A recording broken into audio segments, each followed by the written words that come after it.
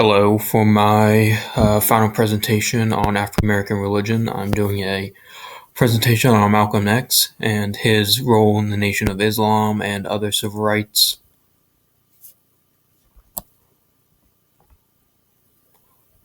So, a quick overview of Malcolm X. He was a prominent civil rights leader and high-ranking member of the Nation of Islam, active throughout the early 1950s and 60s up until his death in 1965. Remembered for his message of black pride and determination, but became less critical of cooperation approach after his Hajj. We'll talk more about the cooperation approach as we get through to his relationship with Martin Luther King Jr.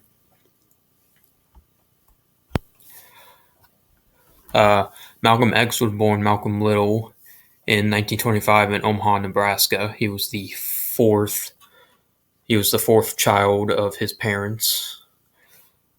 Throughout his early childhood, the Little family experienced terror attacks from the KKK. There was at least one time where they broke windows of their house, and it's possible that they were also involved in burning down another one of their houses. There's also an incident where, when Malcolm's mother was pregnant with him, Klan members rode up to their house with shotguns looking for Malcolm's father, Earl Sr. Both Malcolm Little's parents were activists. They were part of Marcus Garvey's movement that emphasized black pride. Garvey was credited with coining the phrase "black is beautiful." Early in Malcolm's life, only about when he was about 6, his father was killed when he was run over by a streetcar, although Malcolm always believed that there was most likely a murder, although he would never be able to prove it. After his father's death, his mother went through mental problems and was eventually legally charged as insane and confined to a state hospital in 1939. After that, Malcolm and his siblings were separated among foster parents. He would go and live in Mason, Michigan. So he would live there for a few years. There's one prominent story of when he was at one of the schools there where he told his English teacher that he had a dream of becoming a lawyer, but the teacher told him, quote, that being a lawyer was not a realistic goal for a black man, and suggested that Little should pursue carpentry instead. So starting in 1941, he started living in Boston with his half-sister. Then started committing several thefts and other crimes over the years.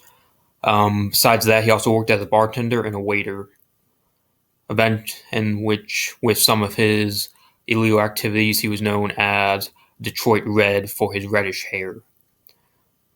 He later on moved to New York City in 1943, where he would dodge the draft by he pretended to be mentally ill, where he was eventually declared 4-1, which is a military designation for unfit for service.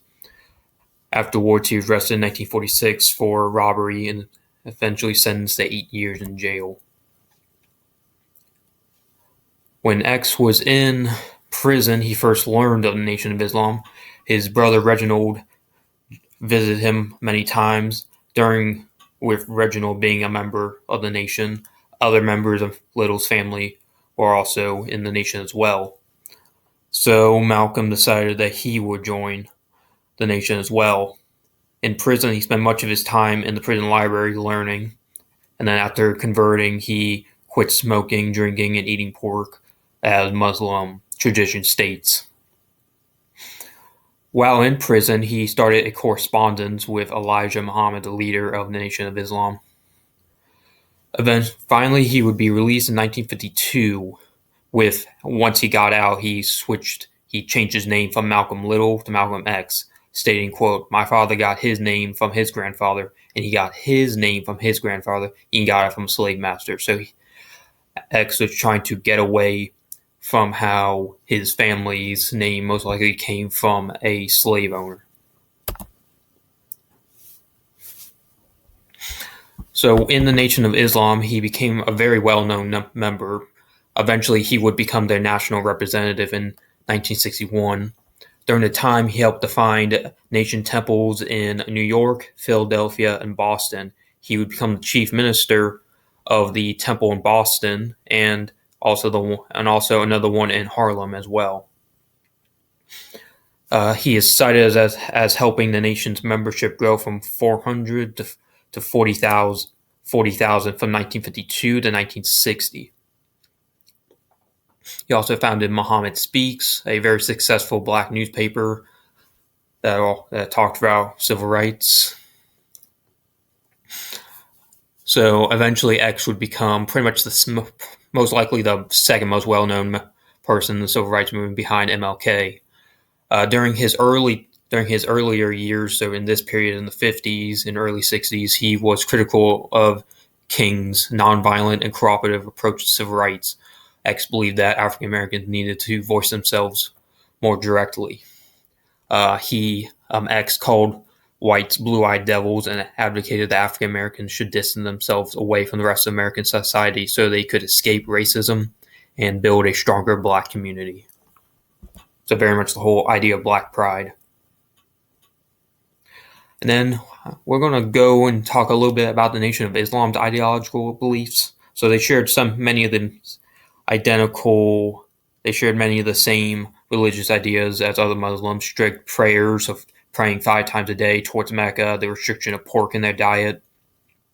The nation in this period advocates a lot of black power and pride, which somewhat alienates them from other Muslims throughout the world, as they don't are dealing with this kind of stuff. So of course all the Muslims elsewhere, probably in Africa and the Middle East.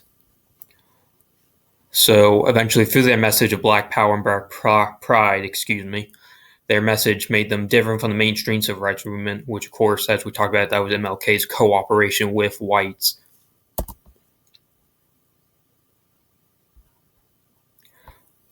Eventually, X split with the Nation of Islam, or at least this is his growing rift between them. He became very popular to the point that members in the nation feared that he would take over Muhammad's position. And then Muhammad himself had problems with X, as X made a lot of public comments, particularly on politics, which made the nation not as well liked, or at least looked upon not as well. There are 2 examples of this. In April of 1962, a Nation temple in Los Angeles was raided after a street brawl eventually crossed over into the temple, which the police shot several Nation members. One was killed, and another one permanently paralyzed. X wanted to form an organized protest on police brutality, but Muhammad told him to step down, as he feared that it would make the nation look bad. Later on, just a few months later, in June of 1962, a plane crashed in France, killing 100 affluent whites from Atlanta, Georgia. X commented that it was justice for the shooting in LA. Quote, "We call on our God. He got rid of 20 of them for us." So he's thanking God that the people who died in the plane crash were killed. Then, of course, he has his infamous quote about the JFK assassination, where he said, being an old farm boy myself, chickens coming home to roost never did make me sad. They always made me glad." So he's saying that JFK's assassination was inevitable of the racism that was going on in America. So he did not feel sorry for the president's assassination. Eventually, Muhammad Elijah would bar Muhammad from his high-ranking position in the nation after that comment, and then X left the nation in March of 1964. After leaving the nation, X went on the Hajj to Mecca. So, of course, one of the components of Islam is that a member of it will have to make the Hajj, so going to Mecca, the holy city. So throughout his travels to Mecca, and then he also went to a couple other places in the Middle East and Africa, X found a new path in his life. He was very impressed by how Islam's acceptance of Muslims from other races and ethnicities. Quote, when he was in, I believe it was, never mind. Here's one quote. Doesn't say specifically where he was, but I have found blue-eyed men that I am able to call my brother. So my entire statement when I said all whites are devils is erroneous. So he was starting to realize that Islam brought the races together and that whites were not as bad as he originally thought. So now, once he returned to America, he sincerely felt that the younger generations of whites and other civil rights leaders were trying to bridge the racial gap through the mainstream civil rights movement. On his return to the United States, X said, "Separation is not the goal of the Afro-American, nor is integration his goal. They are merely methods towards his real end, respect as human being."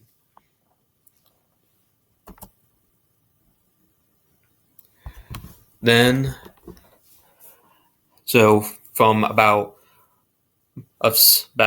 middle of 1964 to his assassination, X formed two new civil rights organizations: the Muslim Mosque Incorporated and the Organization of Afro-American Unity. He continued to preach about Black power and pride, but was more accepting of the mainstream civil rights movement. He met Dr. King just once in March of 1964. Both men were viewing a congressional meeting discussing the possible passing of the Civil Rights Act of 1964, which eventually would pass. Eventually, X was assassinated in February 1964 in Harlem. Right before he was meant to give a speech, he was shot several times with a shotgun and a pistol. 3 men were arrested for his murder. All members were members of the Nation of Islam, so this was some sort of revenge. One of them claimed that the other two, so Hagen claimed that Butler and Thomas were not part of the assassination, but he claimed that he did himself. All 3 will be convicted of the murder, however.